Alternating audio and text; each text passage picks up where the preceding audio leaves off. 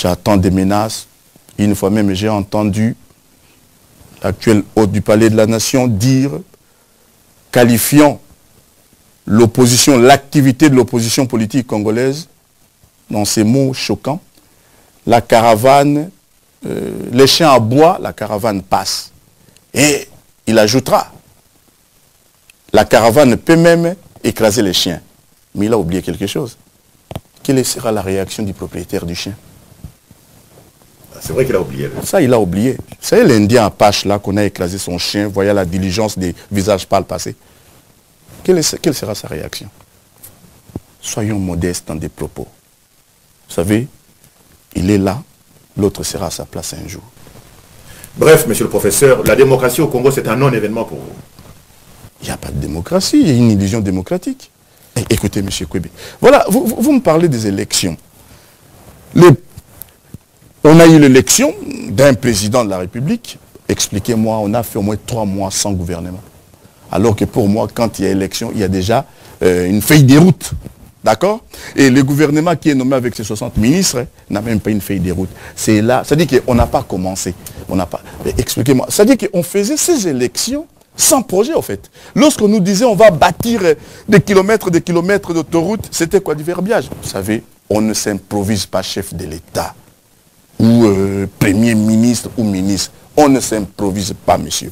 Je vais vous dire, c'est pour cela que je ne crains personne. L'Unir Humaine, c'est le seul parti. Ça, je l'ai dit. Et je défie quiconque qui a sorti, après l'impair, bien entendu, un projet de société publié, écrit, référencé. On n'a pas entendu les élections.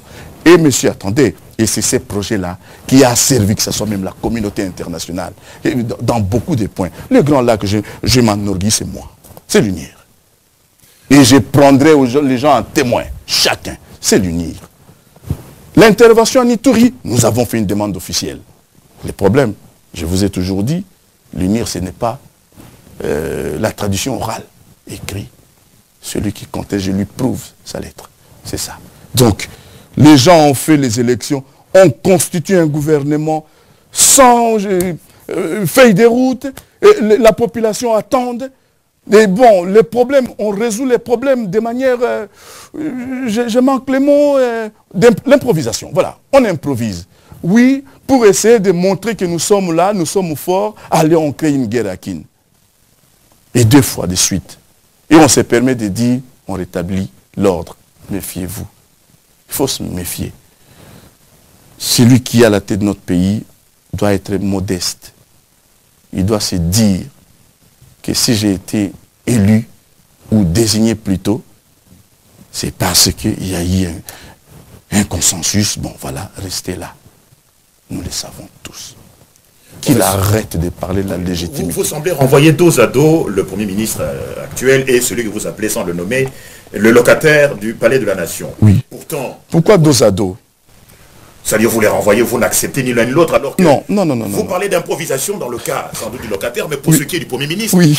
Je ne vous rappellerai pas qu'il a quand même 46 ans d'opposition derrière lui, qu'il a assumé de hautes fonctions dans la première législature, et que c'est sans doute celui qui est considéré comme l'homme incorruptible, le patriarche, l'héritier du premier ministre du Congo.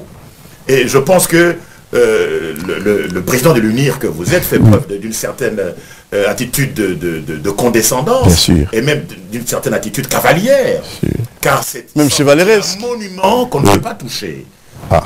C'est vrai qu'il a mis 3 mois pour former son gouvernement. Et ma question est la suivante. Est-ce que ce duo à la tête du pays ne va pas rééditer les conflits auxquels on a assisté en 60 entre le premier président de la République, Kasavubu, et le premier ministre, Patrice Lumumba, et ce conflit va aboutir, n'est-ce pas, aux rébellions, aux sécessions. Est-ce que ce n'est pas le même scénario auquel nous risquons d'assister maintenant? Car tout semble séparer les 2 hommes. Bon, monsieur Kwebe, c'est monsieur-là que vous dites que je peux même dire Papa Gizenga, c'est ça que vous voulez dire. Bon, je l'ai dit. La question, vous me dites un monument. Mais vous savez, le monument de Staline a été débouté aussi. Les monuments, on fait tomber les monuments. Ce n'est pas la question. C'est quelqu'un que je respecte beaucoup. Par rapport à l'histoire, vous savez, je suis passionné de l'histoire du Congo. Hein? Mais est-ce que si c'est lui qui aujourd'hui incarne quand même un passé, parce que je suis friand du passé, mais s'il fait fausse route. Est-ce qu'il a fait fausse route aujourd'hui? Mais fausse route, c'est quoi? il sait lui-même qu'il n'a pas les moyens de faire sa politique. Et le pacte d'alliance qu'il a signé, c'est ce que vous appelez également une mésalliance? Je vais vous dire une chose. L'hôte du palais de la nation vous a montré que le pacte n'engage que celui qui y croit. Lui, il ne croit pas. S'il croyait au pacte, il n'attaquerait pas M. Bemba comme ça. Il ne croit pas au pacte. D'accord? Il ne croit pas. Bon, maintenant, je vous l'ai dit, monsieur le Premier ministre actuel. Mais dites-vous une chose, vous savez, expliquez-moi, alors que la Constitution est claire sur ces points-là, lorsque le président est élu, il n'a même pas désigné un formateur du gouvernement. Parce qu'ils avaient la majorité, vous savez, l'AMP, hein, c'est ça, Alliance, la majorité. Ils avaient la majorité parlementaire, il n'y avait même pas de consultation à faire. Ils nommaient un Premier ministre et le Premier ministre constituait un gouvernement. On a fait en 2 temps. D'abord, la même personne qui a été désignée comme formateur, et il a essayé... Mais vous savez, pour vous dire aussi, comment il s'est fait avoir, expliquez-moi alors s'il est maître de tout, un ministre fantôme. Ça dit que... non, il y a un ministre fantôme. Le fameux ministre du budget. Oui, expliquez-moi. Vous savez, il y a un ministre qui n'a jamais été vivant. On ne connaît pas où il est. Alors, je me suis posé là, vous connaissez cette histoire. Dans les nominations, il y a un ministre qui n'a pas répondu à l'appel. D'accord? Alors, un oubli, une distraction. Non, lorsqu'on nomme son gouvernement, on voit les gens de manière intuitive personnelle. On ne nomme pas quelqu'un qu'on n'a pas vu. D'accord? Mais là, déjà, ça a démontré les limites de l'action. Je crois qu'un gouvernement, surtout que notre gouvernement est bicéphale, c'est d'accord?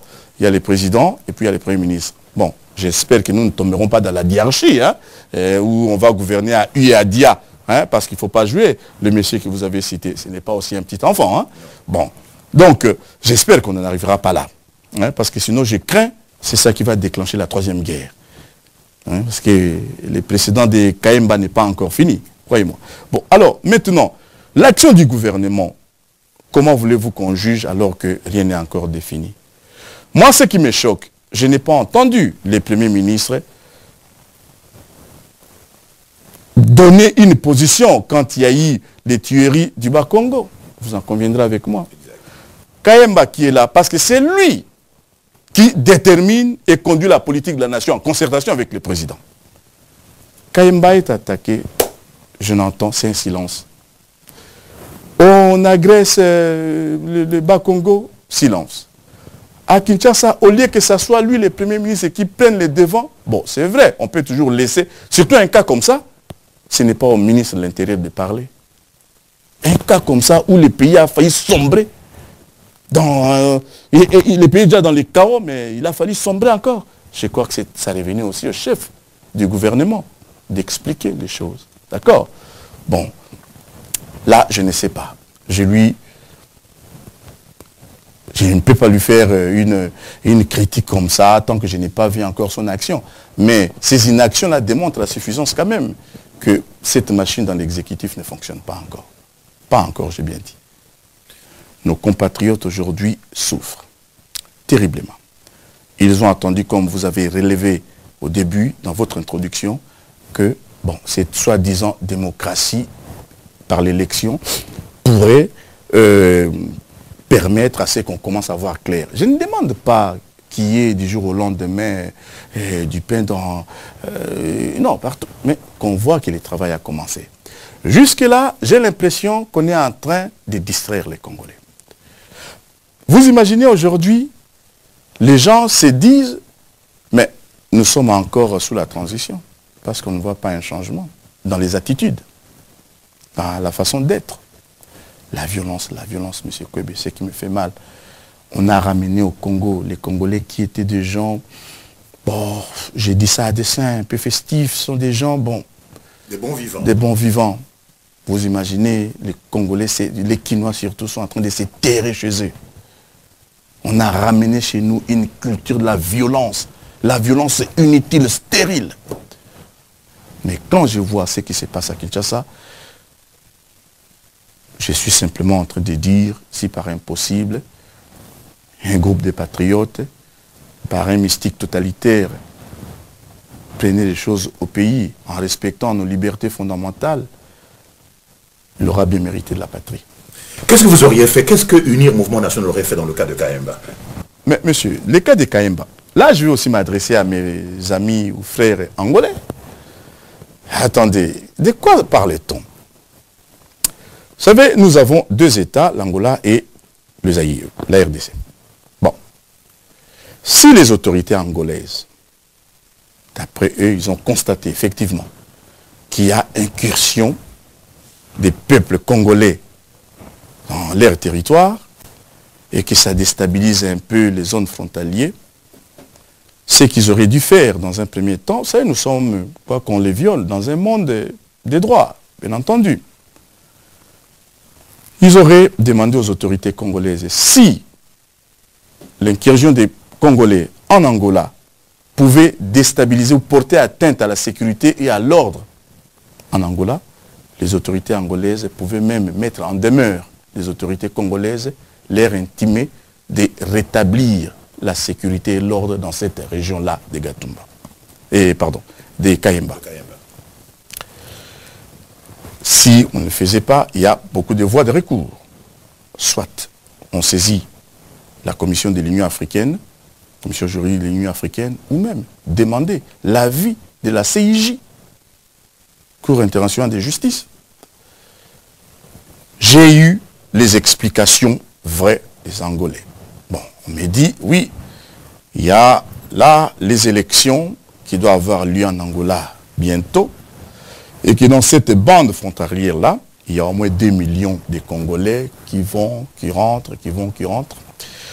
Et de l'autre côté, il y a aussi les Angolais, plus ou moins 3 millions, qui rentrent au Congo et qui ressortent. Mais il semblerait que ces gens-là sont des partisans de l'UNITA. Bon, il y a un désordre là-dessus. Moi, quel Angolais, l'Angola, est opéré à une action policière à l'intérieur de son territoire, refouler les Congolais et s'arrêter aux frontières qui nous séparent les deux États, ça c'est le respect de la loi, du droit. Mais le fait de franchir même un pas, et c'est une occupation. Ce qui me choque, j'ai mal même. Je ne vois même pas les conseils de sécurité s'auto-saisir sur la question des frontières qui peut menacer, qui peut créer une rupture de paix dans cette région-là déjà troublée. Je suis en train de me demander à qui profitent les crimes. Je ne m'attaque à personne. Ce sont des interrogations que tout un homme sensé doit se les poser. Et les plus curieux de tout ça, on attend notre ministre général de l'Intérieur, oui, dire comme ça, avant même que les Angolais s'est déplacé pour venir au Congo et éventuellement discuter. Oui, là où sont stationnés les militaires angolais, c'est les territoires de l'Angola. Alors qu'il me semble que on a procédé aux écoutes, on a consulté les populations de la région qui ont bien dit que bon, non, les Angolais sont dans notre territoire.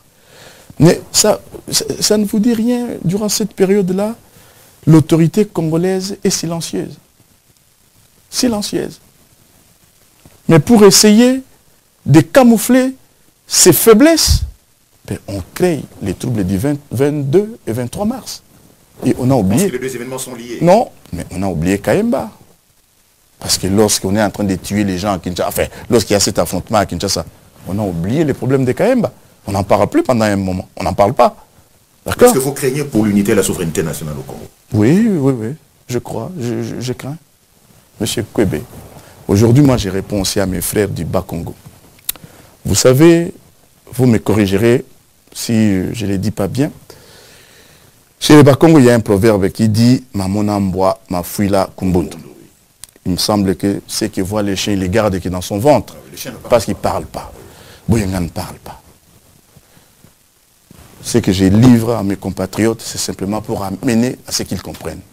Mais si je parlais, vous verrez que le Congo est loin d'être un jour uni.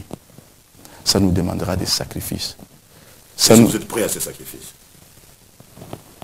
Par sacrifice, vous allez dire mourir, c'est ça? Notamment. Parce que, monsieur Kwebe, je vous ai déjà dit, comme a dit un éminent qui n'est plus de ce monde, ce qui fait peur à un homme, ce n'est pas mourir, mais ne plus vivre lorsqu'on n'a pas réalisé la mission à laquelle on se sent investi.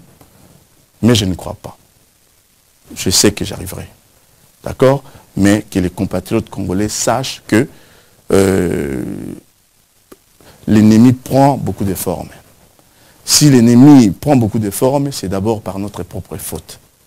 Et cette faute-là, je l'impute à ce qu'on appelle l'élite de la nation, qui sont aujourd'hui au pouvoir. L'argent a détruit toutes les valeurs au Congo. Le problème des Congolais, c'est que les Congolais sont émotifs. Au moment où nos adversaires sont des gens déterminés. Nous, on pleure que lorsqu'on nous montre à la télévision quelque chose, ah, les gens pleurent ces jours-là. Ah oui, on doit aller se battre. Mais demain, lorsqu'il a sa bière, l'affaire est finie.